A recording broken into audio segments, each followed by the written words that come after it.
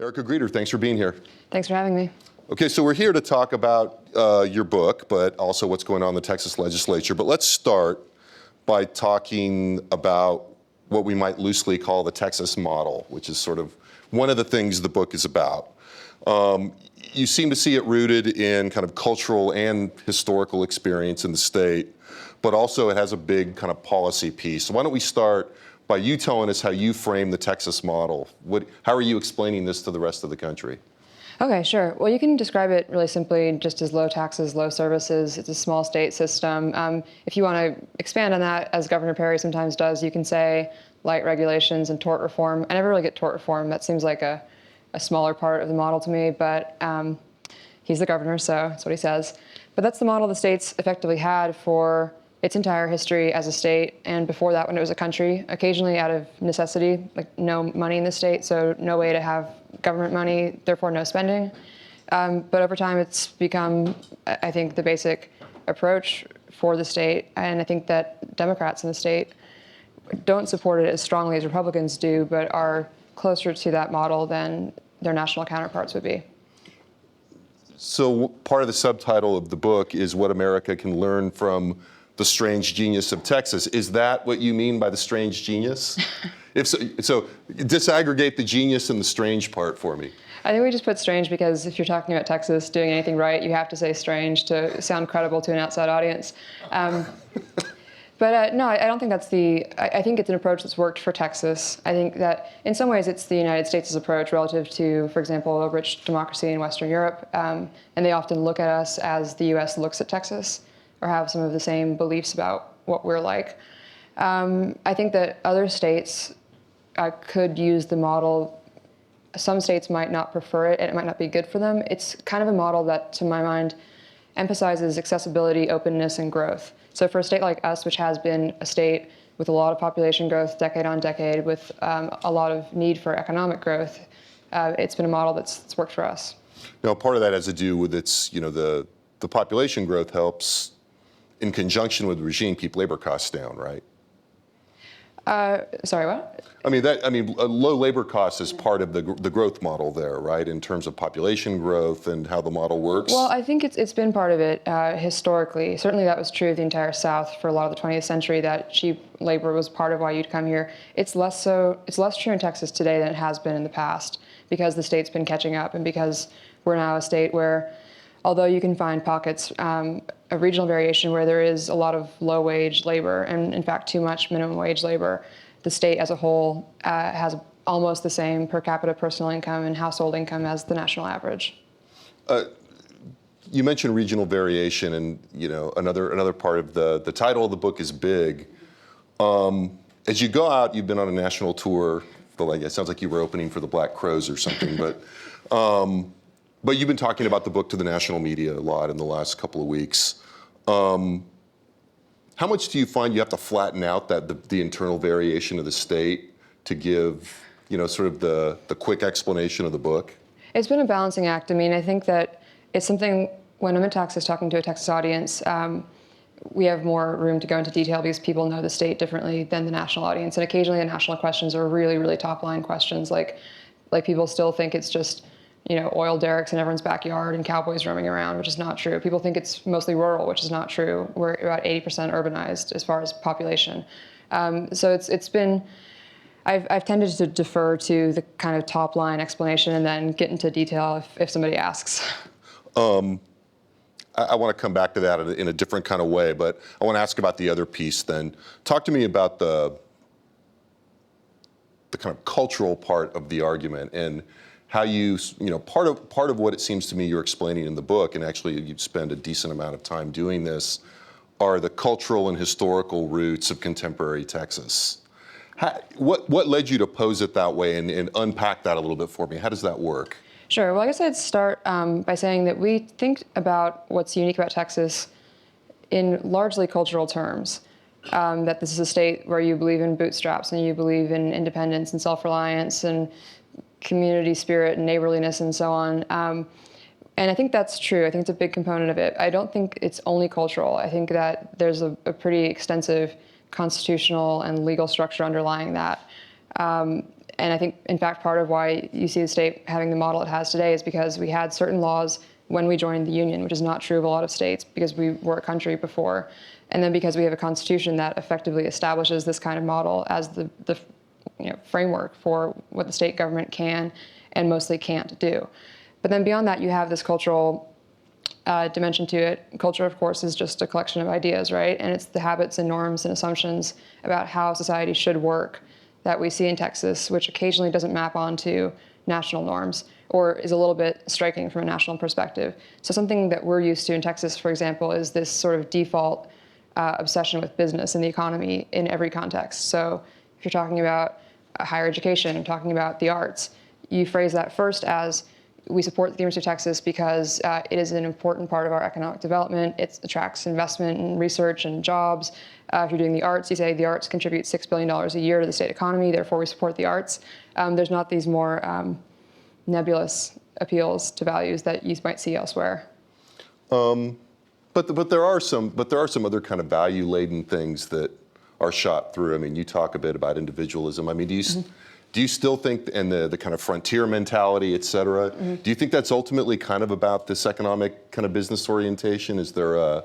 There's a connection for sure, and I think the connection, the way I see it in the book, I borrow a heuristic that actually came from Scandinavia. Can I use that here?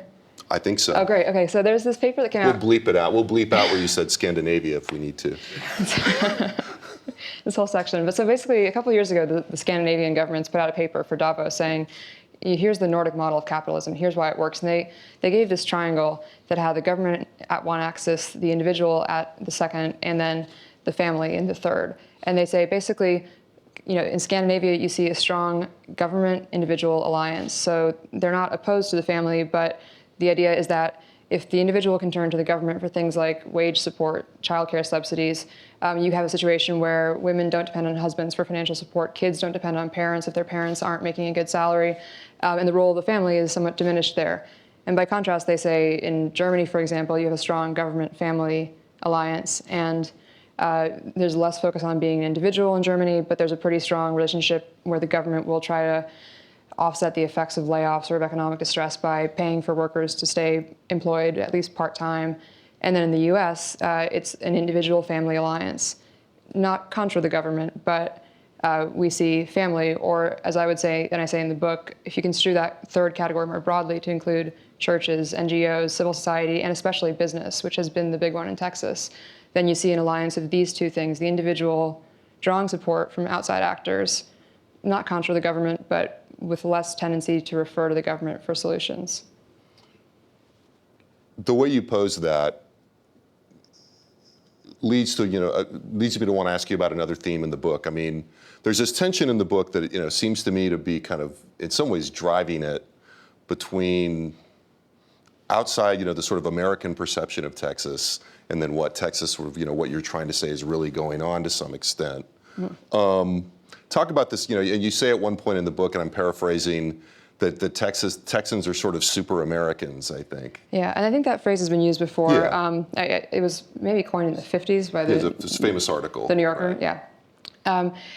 And so you might see Texas as having an exaggerated set of the U.S. traits, the focus on self-reliance, the ideation of entrepreneurs, the idea that we're going to look after ourselves and take care of ourselves, maybe take care of our neighbors when they're in need, but we're not going to turn to the government. And I think that has, it's a simplistic account of what the U.S. is like, but it's, you can say, broadly true compared to other models that we see in other countries. But what's interesting about Texas right now, well, I guess there's a lot of interesting things about Texas right now, but one thing that's interesting is that in recent years we've seen the federal government seem to take a different course with things like the Affordable Care Act to assert a bigger role for itself.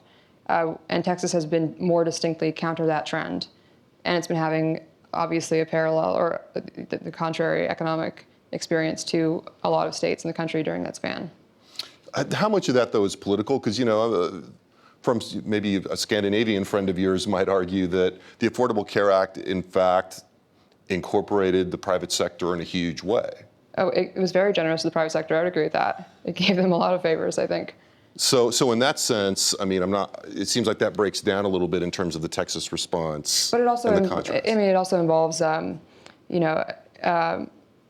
a mandate or tax, depending on which party you come from, that is new and quite expansive. It's going to involve more government spending. It's conceptually the expansion of an entitlement that we haven't seen before and that we haven't seen since the 60s, really, in its scope and in its effort.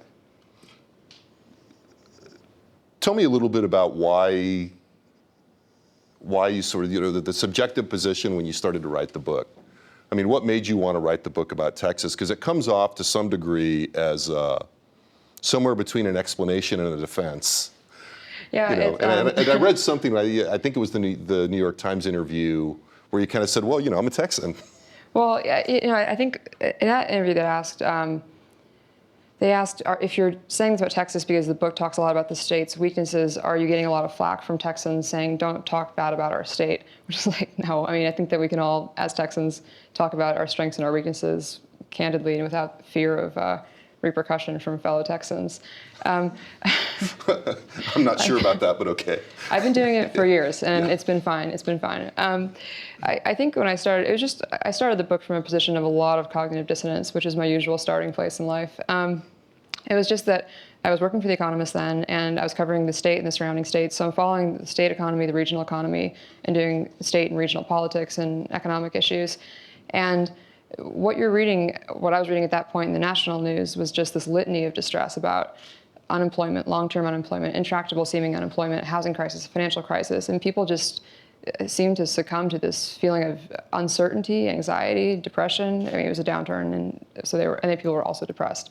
And we were having this alternate universe here where I think we felt the pinch of that, but we didn't feel it to nearly the extent that other states did. And I think given the general perception that we're like the stupidest state possible, which is not fair, it was worth looking at it in a more systematic way. So you were talking about some of the questions as you've gone to other parts of the country happening at a fairly high level of generality. I mean, how do you think the argument goes over? In other states? Yeah. Well, it depends. It depends on the audience. I mean, I think that I'm not a partisan on either side. I have just genuinely muddled politics. I would say the reception's been warmer on the right than on the left, and the right being somewhat geographically distributed in the United States. But it hasn't been that hostile on the left, and I think some people have been cautiously optimistic about this view of it. If you were to look at it through a partisan lens, can you see the sense of that this that the approach to political economy in Texas, if you will, is kind of an alternate model, isn't it?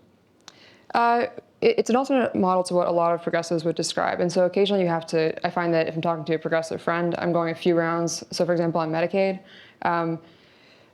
for me, if the goal is to maximize the well-being and public health of a people, then I'm not sure Medicaid is the best way to achieve that. Because we know from this state, where we've been doing an ad hoc sort of experiment with not insuring people, we don't have health outcomes that are as bad as that would suggest. So we rank maybe 40th for public health, according to the United Health Foundation's last rankings, but 25th for health outcomes. And if you look at kind of drill down on what the health problems are in the state, it's things like sedentary lifestyle, obesity, type 2 diabetes, things that are correlates of poverty, of behavior, and of geography if you're in a rural area or if you don't have access to fresh food.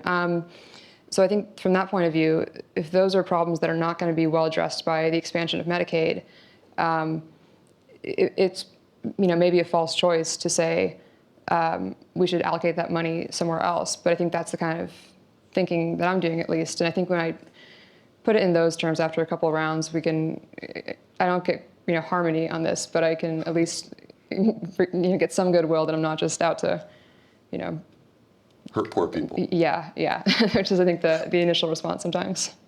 I want to talk a little bit about, I was struck, and I don't want to get too far in the weeds here because the book just came out, but I was interested in why the thinking behind the chapter you called the vestigial parts, which basically talks about, you talk about sort of Texas moving forward, becoming more urbanized, the sense of the state, perhaps being more modern than stereotypes of the state. Mm-hmm. And then kind of the next chapter say, well, but there is some of this other stuff kind of still laying around. Well, yeah. And you talk about the death penalty, and you talk about guns, and you talk about, you go back to business again, but kind of almost, you don't use the word, I don't think, but almost from like a cronyism, business government intersection perspective. Talk about the need to do that. Well, I think it was part of my. I think if you're going to be fair as a journalist or as a observer of something, you really have to know the critiques and give those critiques with as much candor and fullness as you can, not just as a matter of integrity, which it is, but also as a matter of tactics, right? That you want to know the other side's critique as well as they do and figure out whether it's fair or not. And from my point of view as a citizen, I'm not afraid for us to think about things that we're not doing well. If we don't specify the problems and describe them and look at them, we're not going to be able to address them, right? So in both of those roles, as a journalist, as a Texan, I wanted to be, as fully candid and take the time it took to describe some of these problems. One of the things that's interesting, another thing that's interesting to me about the book is that you do, it seems to me, try to take head on the centrality of business in the model. You made a reference to it again a little while ago. By way of transition, I want to talk about the legislature a little bit.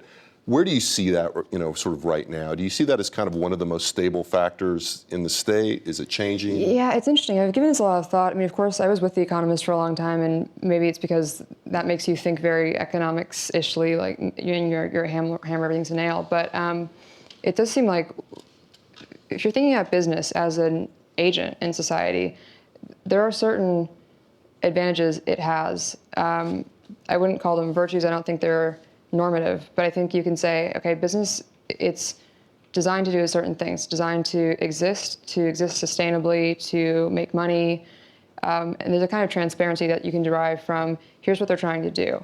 And then, depending on the nature of the business, there's certain things they're going to need. They're going to need roads, they're going to need water, they're going to need an educated workforce. And in that sense, the private sector has those demands, and it's going to take those demands to the legislature. And the legislature has generally been quite receptive in Texas to talking with lobbyists and occasionally talking with them at great length and very seriously. So we've seen this kind of phenomenon in Texas where on a lot of issues, it's often been the business community that's been leaning into a problem, like Sheryl Sandberg, I guess, and saying we need to have a sales tax, we need to pay for roads, we need to pay for schools, we need to have more schools. And I think they, in some ways, are even more active in doing that than the constituents of Texas. Well, let's talk about that. That's obviously the segue into the current session. Sure. I mean, you've been traveling around, you've been following this for a while, you've talked to a lot of folks. Is what we're seeing now, I mean, one has argued that, we're seeing kind of a return of a kind of developmentalist impulse in this session, right? Well, I think so, and it's partly because of the budget outlook. So we're a state where the policies always followed the budget. It kind of has to because of all the spending provisions that are built into the state constitution. So we can't spend more than the comptroller guesses we're going to have, and it's often a guess with the current comptroller. You can't spend more than the projected rate of economic growth from the last budget over the biennium that you're looking at now. So when you get a big budget number like we did this session, then suddenly you have a lot more room to run. And then the wish list of things that people had wanted to do that weren't even really on the table starts coming out. Big, large-scale projects and infrastructure are talked about, but then also things like mental health funding, where we've always been one of the worst states and where we're now, I think, going to restore or put in about $200 million. Right. Expand a little on you commented in the lead up to that about, that sometimes the business folks are more attendant to those infrastructure priorities than, I think you called them constituents. Yes, I mean, voters, citizens. And that sounds like a pretty harsh thing to say about voters, but I think the thing is, if you're a person, you're localized in your time and place, right? So you might know what congestion's like in your city, you know what the school's like for your kid, you know what the water quality is in the town you live in, you know how Lake Travis looks when you drive by, but you're not allocating the time. It's not your job to have the kind of macro sense of what all the state's water situation is and what it's going to be 20 or 30 years from now. and you're, I think, somewhat driven by the demands of your job, your life, year on year, month to month, and so on. Whereas the business community, given that they have the overarching goal of being profitable 20, 30, 40 years from now, 100 years from now, has to be thinking about 50 years from now, if we don't have water, is this plant being built here going to be a good idea? Or should we be doing LNG export or import with this terminal, or should we be investing in something else entirely? So I think it's kind of a time horizon difference that emerges. Do you think it's only money that's driven the change this time? No, I think the other side of it is that in 2011, we of course had a very different situation for a couple of reasons. The ledge was very, very heavily controlled by Republicans. It still is, but slightly less. And the budget outlook was different. It was much worse. We had a huge shortfall, about $27 billion, depending on which projections you were working with about school enrollment and so on. So you had a very conservative legislature that had been kind of unchallenged by Democrats for a long time. And it was at the point where the only challenge to the Republicans was coming from within the party, from the Tea Party, rather than from outside from a second party. And then you had these conditions, the budget conditions that favored a very draconian approach anyway. So they went really far with that. And I think this time around, they might have some sense of, the Republicans might have some sense of, okay, we went pretty far that time. If we keep doing that, we're going to take this to its logical conclusion, and it's extreme, and that's not going to be popular. Well, what's your sense of do you have a sense of what the internal mechanisms of that are? Because it seems to me there's a little bit of a disjuncture there between, what's quote unquote popular and the tale of there being different constituencies in the party having more or less leverage at different times. Well, I can give you a descriptive account of it. I think what happened was that a lot of people circa 2011 were worried about 2012 primaries.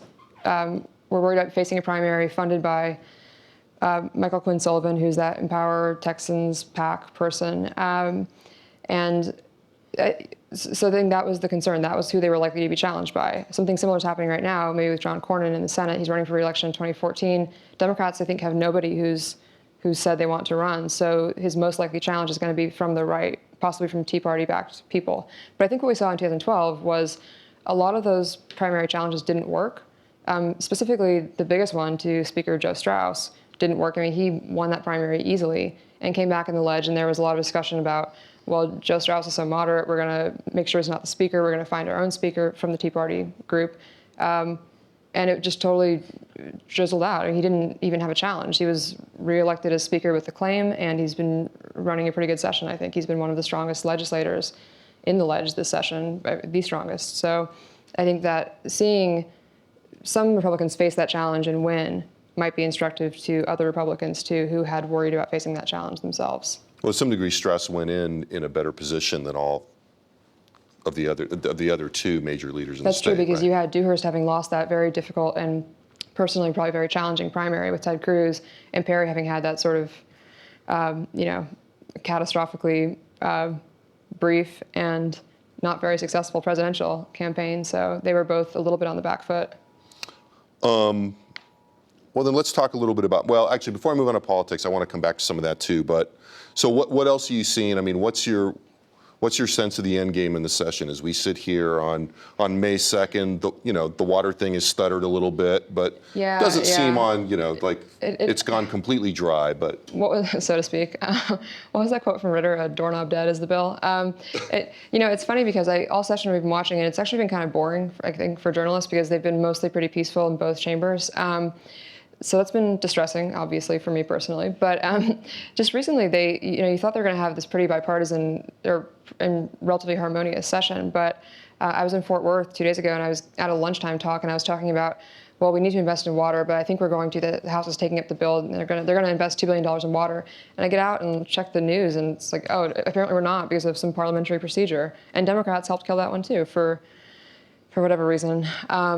So we'll see some of these fights start to emerge. I hope we do water this time. I think I think that some other reforms that are pending, I would like to see succeed. The payday lending reforms, I think, are important. I think that to me is part of a bigger issue where, although we're now as a state doing pretty well as far as income, broadly speaking, aggregate median numbers, we're not doing as well on wealth. So we still have a lot of unbanked, underbanked, low household wealth levels, lack of savings, lack of access to credit. And I think that should be the kind of focus that we can take up now that we've come out of the worst sort of economic conditions, or the worst economic conditions we used to be in. But that bill's in trouble too. Yeah, it is in trouble. So I mean, these are some things that are in trouble.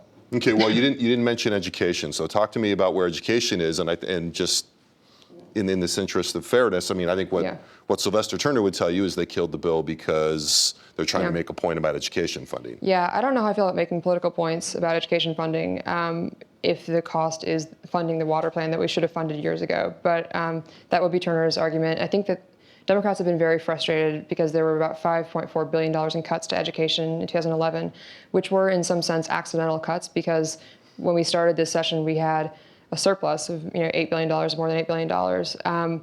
So if you knew in 2011 that you were going to have a surplus of $8 billion, you don't need to cut $5 billion from schools.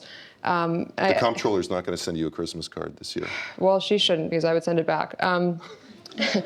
But and to be fair to the comptroller too, actually, I mean, we always say it's difficult budgeting, projecting a budget in the state. You're trying to project a budget over about 2.5 years in the future, based on sales tax receipts largely. That's more than half of our general revenue comes from sales taxes, and those are mutable. Plus, you're doing it only once in each cycle. Most states come back in the off years if they have a biennial session just to fix the budget, because like what happened last time, as soon as the projections were made and the session ended and the budget was written that cut all this funding for everything, within months you saw receipts come back in, money start to come back in, oil and gas revenue come back in. So you could have known 2 years in advance that we were going to have some kind of surplus, or at least a better outlook. But we didn't have any means to do anything about it because they didn't call a special session and we had no regular recurring budget session. So I think with schools, I mean, that's been the sore point for Democrats all along. Because of the school finance lawsuits that are pending, it's been a little bit difficult to say what will happen, because I think on both sides there's some knowledge that whatever they do right now is going to be affected by the decision coming down later this year, maybe even next year, about what they have to spend. So it makes sense for them to wait, which is the conventional, which is sort of the conventional wisdom right now. I think they'll restore funding. I think they should probably restore all the funding. And the thing is, too, it's with their schools, we should restore per capita funding to the level the state had previously said was appropriate for spending. And we should also be aware that every year in a state growing this much, we're adding more kids to the schools, and we're disproportionately young. That's going to mean more funding because you have more students going in, but also it's going to mean things like new schools in some places, and new administration, and new counselors and new teachers. So I think that they should at least restore it, but we'll see how it goes. You've talked about you just talked about the sort of the how infrequently the budget estimates are produced. You talked about the time frames here. And you also talked about the institutional sort of supports for, our strange genius. Do you think we've outgrown the biennial legislature? I mean, would it be worthwhile to revisit some of those in your kind of macro level view? The institutional arrangements that have been in place that kind of drive a lot of what you're talking about? I guess I would say I would do other things first. I think I would do an annual budget session. If you want to run a lean budget, I think that's fine. I think it's worked out pretty well for us, but it's probably in the management books, like the Six Sigma books. I haven't read these books, but I think they say you've got to, keep a close eye on your inventory and your finances. So we should be doing that, I think, just for maximal efficiency. I think we should maybe think about certain new revenue streams, not new income tax. I think that's a bridge too far, and I don't think we need it, actually. I think if we look at restructuring the margins tax so it brings in the money it was supposed to bring in the first place, we would be able to address that structural deficit that's currently in the state budget. I'm not opposed to thinking about new revenue streams related to the consumption that the revenue would support. So things like a higher gas tax or vehicle registration fees being higher. I'm also for a soda tax, like Bloomberg. Not a ban like Bloomberg, but I'm for a soda tax. So really, you're a tax and spend. I'd like to. I'm a nanny state tax and spend person. I'd like to raise the soda tax or have a soda tax. I think that kind of thing is, it's a consumption tax. Those are regressive, but it's not on a necessity, and it's a product in question that, while not a vice, contributes to problems we have like childhood obesity and poor nutrition. So I think if we can offset consumption while bringing in some revenue, I'd be okay with that. It's right up on the edge of a sin tax. It's like the child sin soda. I'm not getting anywhere near there. Okay, I want to talk a little bit. Well, I want to talk about electoral politics. We were just we sort of alluded to the big three and how they went into this session. That is Dewhurst, Strauss, Perry.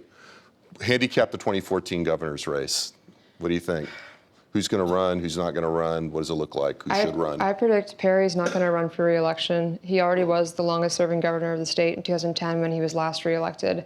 If he wants to run for president again, which I think he might, there's really no advantage to being governor at the time you run. And in fact, it's probably better to step down in 2014 so you can focus on preparation for that race. I think that means Attorney General Greg Abbott will run for governor.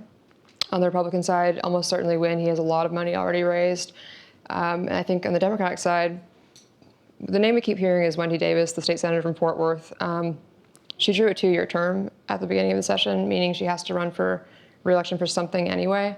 Her county is one of the few sort of purplish counties. It's Tarrant County, her district. And so she's already, I mean, that means two things, right? She's already fought a competitive election and won a couple times in the state. And she would have to win a contested, competitive election in 2014, no matter what she does, so might as well go statewide. Of the two, I think the landscape still favors Abbott.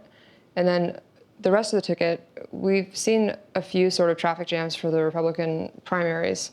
On the Democratic side, really nobody, really nothing yet. Everyone's seems to be waiting for 2018 when they magically produce a full suite of candidates who all win at once. I'm not sure I've heard that, but okay. I think that's their tacit strategy. Right? Okay. You seem skeptical of even 2018. I mean, I hate getting asked this question, but I'm asking questions today. It's occupational hazard, yeah. So I'll ask you instead. So what are the prospects for the Democrats winning statewide? What do you make of that? Well, I don't mean to be as uncharitable towards them. I guess I get a little frustrated because we hear all this about Texas turning blue and battleground Texas and all these initiatives, and it's like, I mean, it just feels a little bit silly when there's not candidates running in 2014 for offices that they should be running for if they want to win them eventually. I think some Democrats in the state who are on the bench for statewide office are really doing a good job of building a record of accomplishment. Mayor Castro from San Antonio, I think, is genuinely doing a lot with the city and has kind of proven a capacity to not just talk about a reform that he would like to see, like pre-K for all the city's kids, but to actually take that case to the voters and to win that case, even when it involves raising a tax on yourselves, which is what happened in San Antonio. So I think that's the kind of approach that will work. Even in that case, I think because the state is so physically large and has so many different parts to it, if you think about it, we have about 22 media markets, 6 of the 20 biggest cities in the country. It's a lot of ground to cover, even just logistically. Like if you're campaigning across the state, it's a lot of hours you're on the road and you're not at your day job. So I think those barriers are real. They also mean a lot of money is going to be involved, probably about $5 or $10 million to win a statewide race. But I think I think there are some Democrats who are working at it and who will be in a stronger position to win statewide. This has been a very candidate-structured kind of conversation of that. Kind of organizationally and structurally, where are the Democrats in your view? Well, I guess they're not where they need to be. I think they have geographically they have majority support in all the big cities. I think that's maybe less true in Dallas or Fort Worth than the others, but in all the other big cities, they have majority support in the Rio Grande Valley, which is pretty densely populated. As in most states, the distribution of voters is like red areas or rural areas are red and cities are blue and the exurbs and suburbs are purple. I don't think their grassroots organization is especially strong, except for maybe the handful of areas where they've had active Democratic Party politics because of city elections like Austin and San Antonio. And then as far as statewide finances, they're not where the Republicans are. Although the Republicans have, a little bit of the internal dissension, the kind of fault lines within the Republican Party mean some fractionalization of their organization and their money, I think. You think that's waxing, waning, the internal divisions in the Republican Party? I think it's waning. I think that I feel like in some ways, people around the country would look at the state as a state that kind of brought the country into the Tea Party movement, like with that rally on tax day a couple of years ago. And but I think we're also kind of the state that could be bringing the Republican Party back out of it, because what we've seen is that the moderates, when challenged, tend to win. The moderate agenda, I think, is generally carrying the day. I think the Tea Party role in this session has been to kind of thwart some things getting through, but they're not really advancing policy and they're not setting the agenda. They're just, throwing sand in the gears. Okay, thanks. Questions? Let's get a mic to Dave Edwards, who seemed very eager, I might add. Well, this is all very interesting, and of course, everybody talks about what's going to happen with the Hispanic vote in coming years and when that might turn the state blue or at least purple or whatever. But nobody seems to talk about what it's going to take to actually get Hispanics to the polls. Could you address your views on that? Sure. I actually, I think that the kind of interesting area to look at might be El Paso, which is a heavily Hispanic and heavily Democratic city. And it's also part of a great controlled experiment because it borders New Mexico, and New Mexico has recently been considered a swing state in national elections. So if you think about El Paso, Las Cruces, New Mexico, they're in the same media market. Both of them were contested with TV and radio ads in the last national elections because Democrats were trying to campaign in New Mexico, and some of the ads went over to El Paso. But only New Mexico got door-to-door campaigning and kind of active on-the-ground organization. And what you saw was correspondingly turnout was in fact significantly higher in New Mexico, in Las Cruces, than in El Paso, despite the fact that demographically, age, ethnicity, and partisan identity, they look quite similar. So I think that kind of case suggests that a more active ground organization will help Democratic turnout. Anything else? That was, I think, my. No, I mean, But what's your sense of the Battleground Texas hoo-ha? Well, I mean, I guess they should have a Battleground Texas initiative if they want to win statewide offices. I don't know how much they're doing right now or how much they've started doing yet, besides announcing that they're here. One thing I'll be interested to watch pretty closely too is with Battleground Texas and with kind of national Democrats hoping to win the state and the state's electoral votes, how well the National Democratic Party's norms map onto Texas's Democratic Party norms. We've seen a bit of that friction, I think, so far between the Texas Democrats and the National Democrats here in Austin. I'm not sure how it'll play out. I think that there's this idea nationally that Democrats are sort of progressive, big government. They're pro-unions, and that's not been the case in Texas, even when the state was a one-party Democratic state. It was still pretty pro-business, and you look at Democrats like LBJ, who was, a fantastically influential Democrat for the state and the country, but was not really a big supporter of unions, for example. So, and in the areas, I would say that within the areas where the Democrats are strong, those fights in some ways are still going on. They're not as pitched as they were. But I mean, one of the things about El Paso Democratic Party politics is, like a cage match. I mean, you have very close races, very hard-fought races. The place is rife with internal, deeply personal vendettas and mutual dislike. Other question? Ask a follow-up. Yeah, sure, and then we'll go to the back.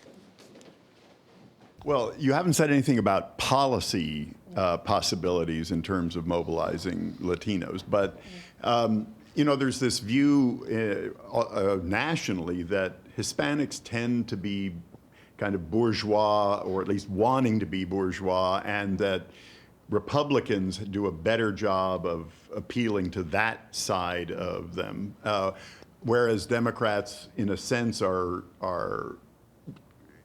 talking as if they're never going to advance beyond bread and butter issues and all that. But do you see those sorts of concerns manifesting in the Hispanic communities here in Texas? Well, it's interesting. I mean, any answer I give is going to be partly speculative because I think this is an area we don't have great exit polling on. We had 2 polls about the Hispanic vote in Texas before the last election, and they had totally opposite results.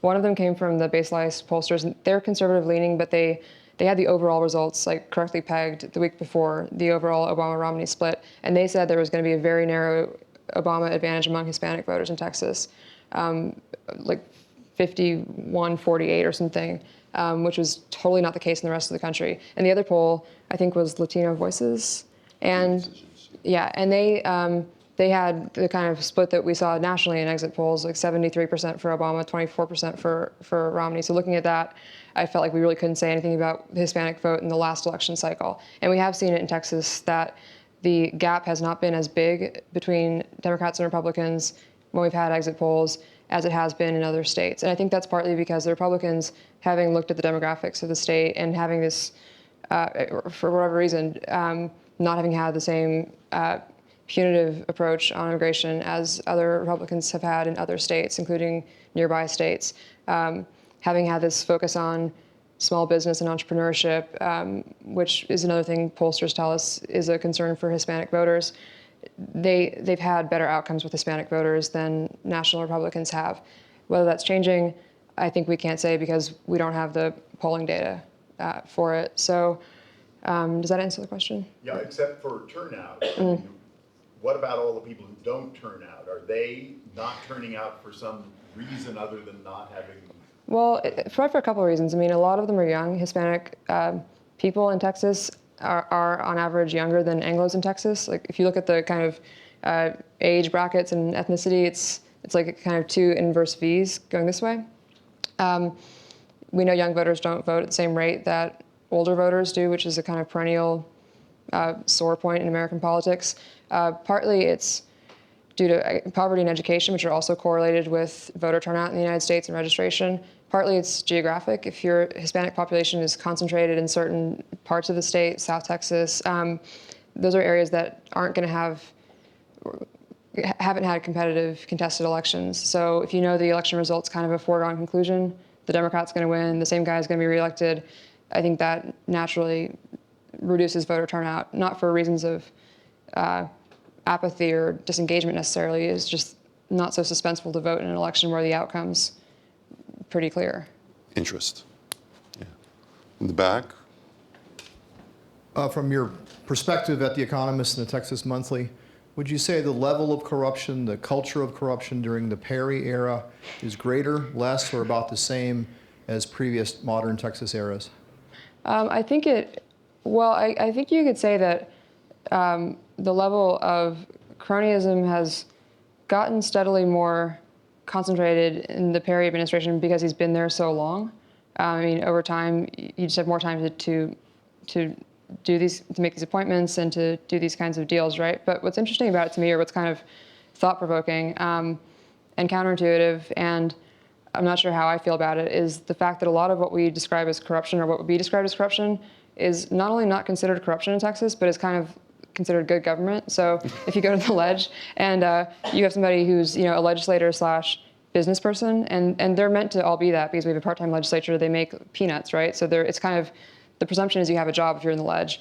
And somebody who works in an industry will say, as an expert in this industry, here's my view on the bill. And it's like, thanks for your informed opinion on this issue that affects your industry directly. It's kind of weird. That's another area where we're not really in step with national traditions. And I think in some cases it's like noticeably egregious. In other cases it seems like, yeah, actually that is a useful perspective. Thanks for having that. So. It's over here and then over here. What would your recommendations be to Governor Brown, Governor Cuomo, in terms of addressing some of the issues that New York and California, Illinois just write off? They're so stupid. But are there things? Well, I've stopped doing Texas versus California comparisons because I feel like it's kind of piling on at this point. It's kind of not. Yeah. Us versus them, but one would hope best practices, there are things to point out that one would hope would be applicable to other states. I think derived from the focus the state has on employment and jobs, and you can actually describe the state as, you can describe it as pro-business, of course, but you can more accurately describe the state as being pro-Texas business, and often that means pro-employment. So I think I would look at a state like New York and say, okay, we have one huge metropole that has almost half of the people living in what the mayor's administration has defined as poverty. And then the other half not living in poverty. In fact, the median home price in Manhattan is like 4.5 times higher than it is in Houston, which is the 4th biggest city in the country. So maybe think about the kind of policies that we in Texas have very little experience with as far as to encourage a more middle class development in that kind of city. But then thinking about the rest of the state, if you're Governor Cuomo, I would think about industry development in a sustainable way, in a way that makes sense for what you project your workforce to be and for what you project your state's future needs to be. So the one that would be, I think, most timely in New York is fracking, because they're currently have a moratorium on fracking for natural gas. They have a lot of gas reserves they could develop, though, and it's very contentious because of concerns over air quality, water quality, and so on, all of which I think are serious and worth considering and worth managing well if fracking is going to be allowed in New York State. But all of which are, to my mind, not as serious as the concerns that arise with coal mining and coal consumption.